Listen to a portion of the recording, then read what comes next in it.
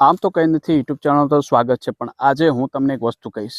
જુઓ, ગામડાની અંદર એમાં બી ફાર્મની અંદર સૂરજ આ રીતનો દેખાય છે, એકદમ ક્લિયર, કોઈ પણ જાતનું પોલ્યુશન છે નહીં. ઓકે, તમે જોઈ શકો છો. અને આપણું આ બાજરીનું ખેતર વાટેલું પડ્યું છે, કમ્પ્લીટ લીધી છે બાજરી. ઓકે, હું તમને આમાં એક વસ્તુ બતાવું છું. ખેતરની અંદર એક ફ્રૂટ ઉગી નીકળે છે, અને ફ્રૂટ કહીશું કે પછી વેજીટેબલ એ હજી કંઈ નક્કી થતું નથી.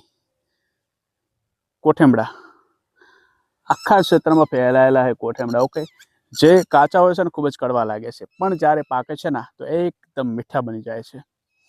એનો યુઝ તમે નોર્મલ આમ બી ખાઈ શકો છો, પછી કઢી બી બનાવી શકો, સબ્જી બી બનાવી શકો છો. એકદમ મસ્ત લાગે છે. જો વધારે ખાઈ લીધા ને તો તમારી જીભ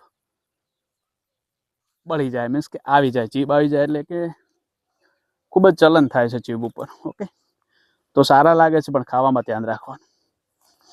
ઓકે, તો તમે આ ફ્રૂટને કે પછી વેજીટેબલને શું કહો છો તમારી લેંગ્વેજમાં, એ કોમેન્ટ કરો.